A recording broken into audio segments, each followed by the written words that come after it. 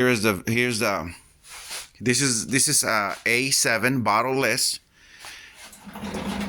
So I'm going to show you what I'm going to do. I haven't done anything yet. So basically, there goes your filters here. There goes your filters here. And that's it. You plug it on the back. This is your inlet. This one's supposed to come from the sink, but I don't want to do that. I don't want to spend money on filters anymore because I already have my own filter system from reverse osmosis under my sink in my kitchen. So the whole point is to eliminate these expensive filters.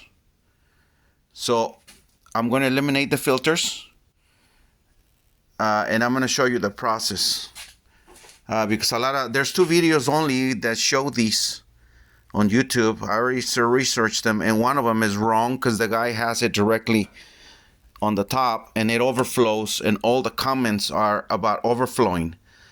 And the guy clearly doesn't know what he's doing because he put a little shut-off valve on top directly to the tank. So everybody's overflowing. So I'm going to show you the right way how to do it. And then there's another guy that installed the other video where he removed his shut-off valve from his refrigerator, but that's 120. And then he ended up buying another one. And this A7 Avalon, you don't have to buy anything because it's right here. And I'm going to show you how to do it without spending any money. So here it is. It's beautiful. It's brand new. Here's the accessories it comes with. It's got some, I think it's a 1/4 inch hose, which you might need. I won't because I already have some. It comes with a shut-off valve if you want to connect it under your sink, which I won't. A little T-connector that I don't think I will, but we'll see right now.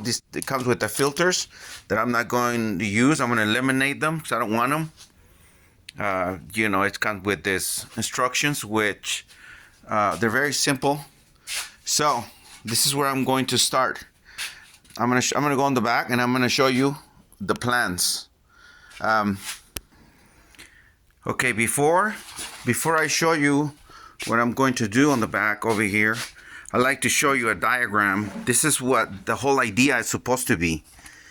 This is how it works. And this is why you cannot connect it directly, because it's got a sensor here, an overflow sensor on the tank on top. That is, when it's full, it's going to send a signal to the shut-off valve.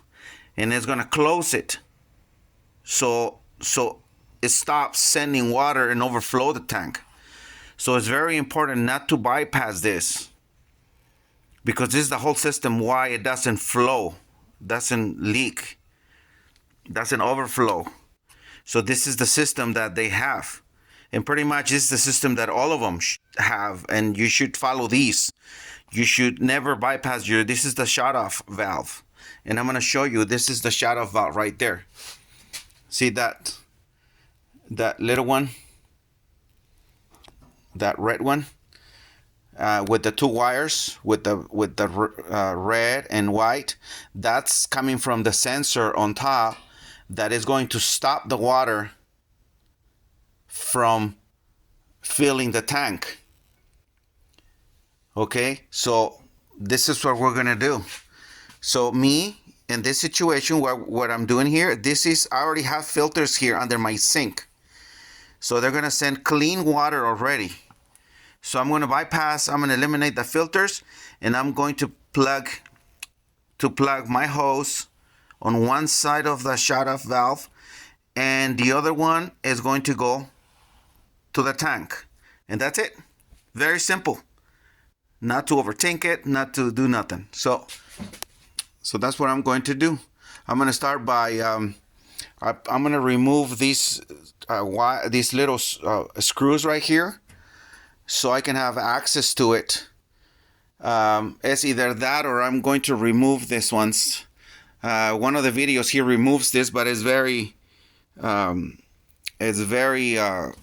uncomfortable because he barely opens it, and I don't want to. This is a condenser, so I don't want to mess with it.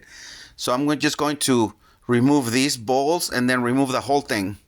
Probably I'm going to eliminate the whole thing, and I'm going to show you right now when it's done and how I did it. Okay, so we're going to start by removing these little locks. These little locks hold the tubes. So you're just going to, I need 2 hands for these. So basically you remove the locks first and then remove your hose. And then over here too, the one that comes from the top, we're gonna remove it here and then here. And then I already removed the 4 screws on the back, and look, they can come out. So but first they need to have the hose deattached. Okay, so I'm removing this one's here, but only on this side. See, because I have to get this screw out and it doesn't let me. So if I get these 2 out, just be careful because it looks like they're going to be a little pain to put them back. Right here, I already removed that one, and I already removed this one, but the nut fell in there. So see right here, it goes in there. So you just got to be careful just to put it back. So, and then should be able to grab it right there, that screw, and then we'll just push this out and the whole thing should come out.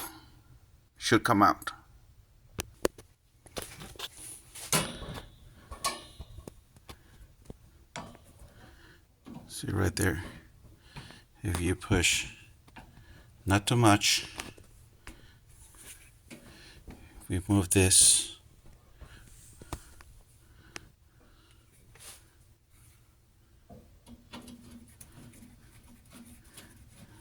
See, now it's going to drop, but it's nothing, has nothing plugged in except those wires. So see, the screw came off. Okay, so now there's no more screws. The only thing holding it is this little bracket here. So I'm going to go in through the inside and then push it to, I need 2 hands, one to push and one to hold it so it doesn't fall. Okay, so here it is. I just removed it, still attached to the shut-off valve. So what I'm going to do, I'm going to see those screws right there holding all the white plastics from the filters. I'm going to remove all of that, and I'm going to remove that shut-off valve and put it on the front, and I'll put back this bracket. So I'll be seeing the bracket, the shut-off valve on the other side. Okay, so the filter housing is being removed. It's really easy. Like I show you, just remove that first, and then you're gonna push in that gray bushing. Push it inside, and then the hose would come out really easy because you're relieving the pressure. So when it's outside, when it's like on the outside, it's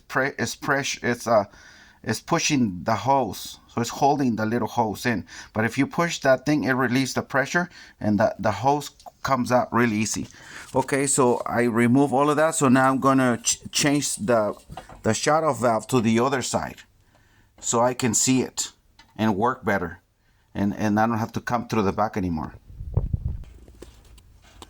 Okay, so I remove the bracket just to make it simple.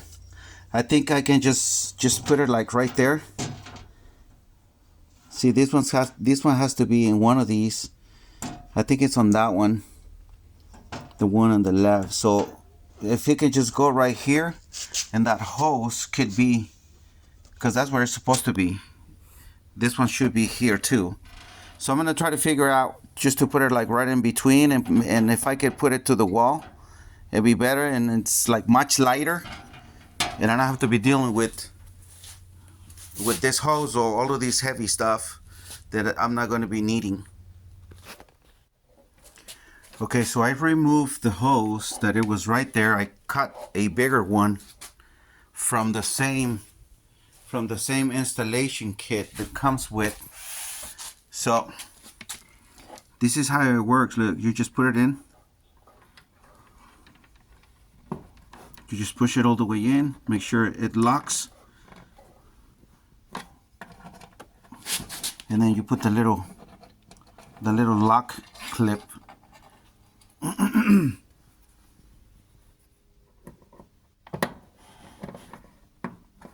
And that's it. See, I did it with one hand. Okay, the reason I made a bigger one is because I don't want it, this is going to be in a weird angle right now with this one, and I don't want it to fold. So I want enough circle not to bend the, let's see, I'm gonna put it like right there. So that's probably how I'm gonna put it right there on the side, and it's gonna be like much cleaner without all the crap, and it's gonna be done right there. Okay, so I didn't want to make any holes over here and make it look ugly. I just put some two-sided tape, just foam squares. They got it at the 99-cent store, so that's probably like 5 cents or less. So anyway, this is not even very heavy, but look, it's good. It's as good as it gets, and that's it. It's done.